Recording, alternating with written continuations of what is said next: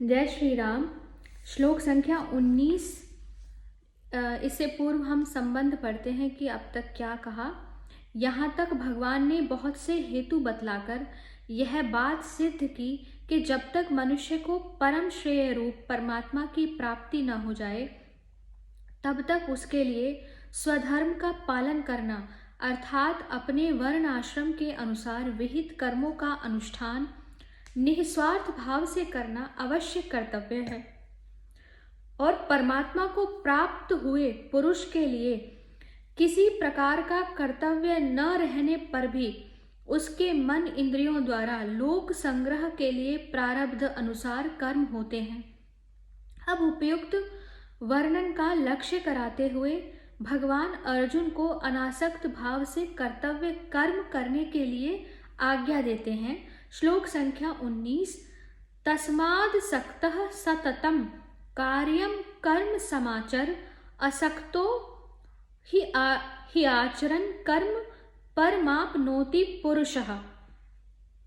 इसलिए तू निरंतर आसक्ति से रहित होकर सदा कर्तव्य कर्म को भली भांति करता रहे, क्योंकि आसक्ति से रहित होकर कर्म करता हुआ मनुष्य परमात्मा को प्राप्त हो जाता है। प्रश्न है, तस्मात् पद का क्या भाव है? तस्मात् पद यहाँ पिछले श्लोकों से संबंध बतलाता है। इससे भगवान ने यह भाव दिखलाया है कि यहाँ तक के वर्णन में मैंने जिन जिन कारणों से स्वधर्म पालन करने की आवश्यकता सिद्ध की है, उन सब बातों पर विचार करने से यह बात प्रकट होती है कि सब प्रकार से स्वधर्म का पालन करने में ही तुम्हारा हित है। इसलिए तुम्हें अपने वर्ण धर्म के अनुसार कर्म करना ही चाहिए। दूसरा प्रश्न है, असक्तः पद का क्या भाव है? उत्तर है, असक्तः पद से भगवान अर्जुन को समस्त कर्मों में और उनके फलरूप समस्त भोगों में आसक्ति का त्याग करके कर्म करने के लिए कहते हैं। आसक्ति का त्याग कहने से कामना का त्याग उसके अंतर्गत ही आ गया, क्योंकि आसक्ति से ही कामना उत्पन्न होती है। इसलिए यहाँ फलेच्छा का त्याग अलग नहीं बतलाया गया। तीसरा प्रश्न है, सततम पद का क्या भाव है? भगवान पहले यह बात कह आए हैं कि कोई भी मनुष्य क्षण मात्र भी बिना कर्म किए नहीं रह सकता। इससे सिद्ध होता है कि मनुष्य निरंतर कुछ न कुछ करता ही रहता है। इसलिए यहाँ सततम पद का प्रयोग करके भगवान ने यह भाव दिखलाया है कि तुम सदा सर्वदा जितने भी कर्म करो उन समस्त कर्मों में और उनके फल में आसक्ति से रहित होकर उनको करो। किसी समय कोई भी कर्म आसक्ति पूर्वक न करो। प्रश्न है, कर्म पद के साथ कार्यम विशेषण देने का क्या भाव है? उत्तर है, इससे भगवान ने यह भाव दिखलाया है कि तुम्हारे लिए वर्ण, आश्रम, स्वभाव और परिस्थिति के अनुसार जो कर्म कर्तव्य हैं वे ही कर्म तुम्हें करने चाहिए।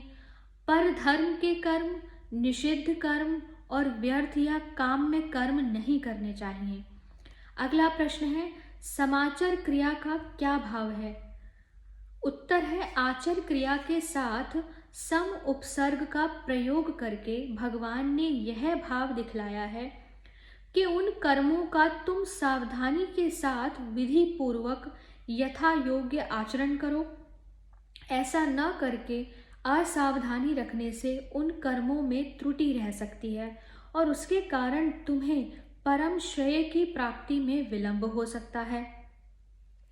अगला प्रश्न है, आसक्ति से रहित होकर कर्म करने वाला पुरुष परमात्मा को प्राप्त हो जाता है। इस कथन का क्या भाव है?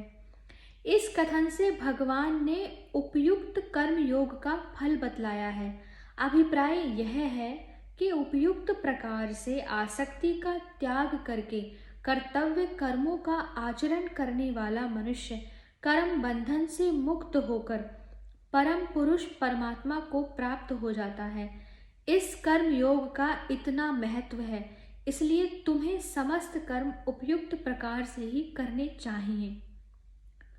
पूर्व श्लोक में भगवान ने जो यह बात कही कि आसक्ति से रहित होकर कर्म करने वाला मनुष्य परमात्मा को प्राप्त हो जाता है, उसी बात को पुष्ट करने के लिए जनक आदि का प्रमाण देकर पुनः अर्जुन के लिए कर्म करना उचित बतलाते हुए भगवान कहते हैं श्लोक संख्या 20 में, कर्मणेव हि संसिद्धि मा स्थिता जनकादयः लोक संग्रह में वापी संपश्यन कर्तुम अर्हसि। कर्मणा एव हि संसिद्धिम आस्थिता जनकादयः लोक संग्रहम एव अपि संपश्यन कर्तुम अर्हसि। अर्हसि का तात्पर्य है योग्य होना, अर्थात तुझे कर्म करना ही उचित है। इसका तात्पर्य है कि जनक आदि ज्ञानी जन भी आसक्ति रहित कर्म द्वारा ही परम सिद्धि को प्राप्त हुए थे, इसलिए तथा लोक संग्रह को देखते हुए भी तू कर्म करने को ही योग्य है, अर्थात तुझे कर्म करना ही उचित है। प्रश्न उठता है, जनकादय पद से किन पुरुषों का संकेत किया गया है और वे लोग भी कर्मों के द्वारा ही परम सिद्धि को प्राप्त हुए थे, इस कथन का क्या भाव है?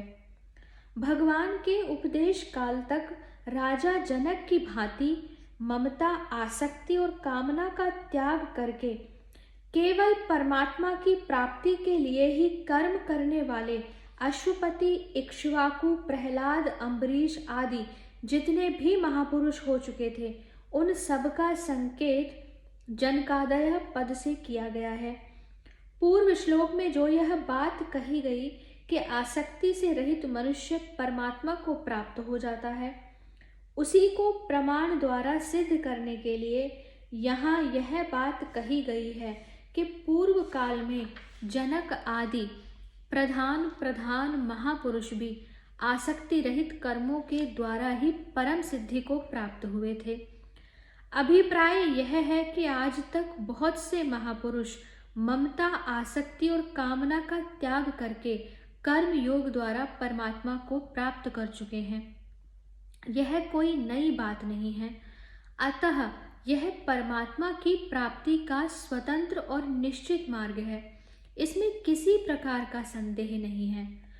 दूसरा प्रश्न है, परमात्मा की प्राप्ति तो तत्व ज्ञान से होती है, फिर यहाँ आसक्ति रहित कर्मों को परमात्मा की प्राप्ति में द्वार बताने का क्या अभिप्राय है? इसकी व्याख्या पहले भी की जा चुकी है।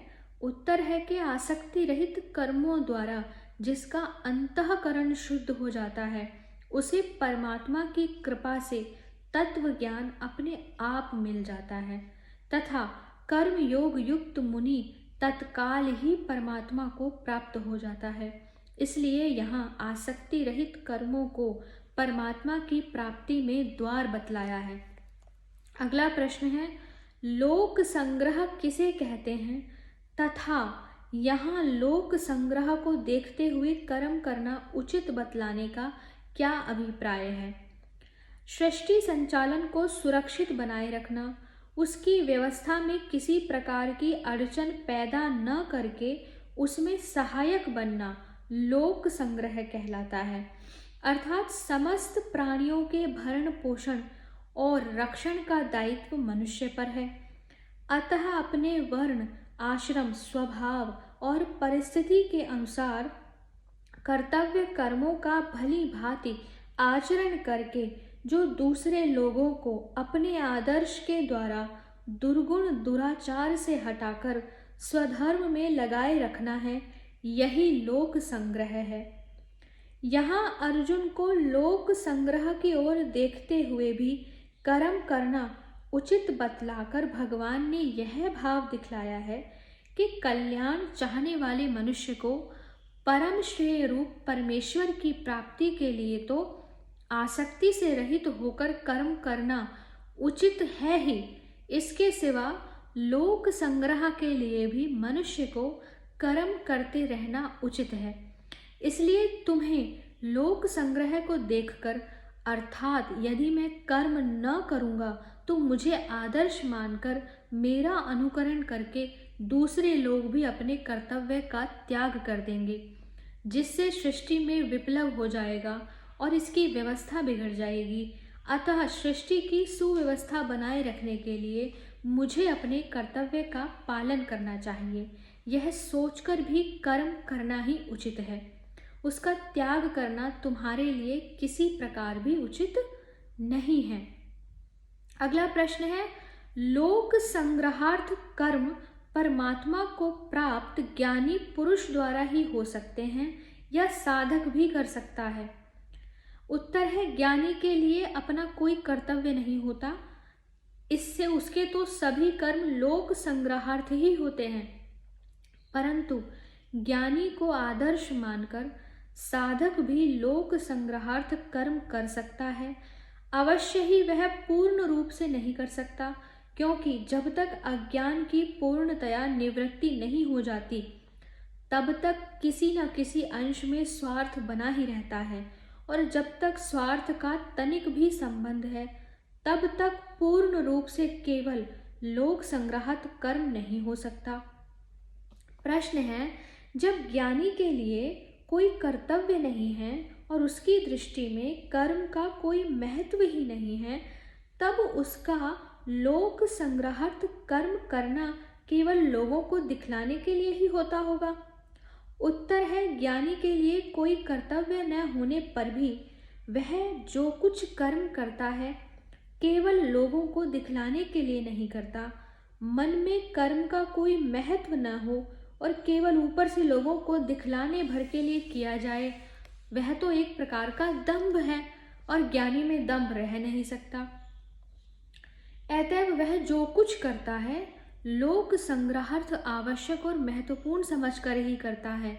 उसमें न दिखाऊपन है, न आसक्ति है, न कामना है और न अहंकार ही है। ज्ञानी के कर्म किस भाव से होते हैं इसको कोई दूसरा नहीं जान पाता, इसी से उसके कर्मों में अत्यंत विलक्षणता मानी जाती है। श्लोक संख्या 21 से हम आगे की वीडियो में पढ़ेंगे और इस ज्ञान यज्ञ को जारी रखेंगे। हरे कृष्णा।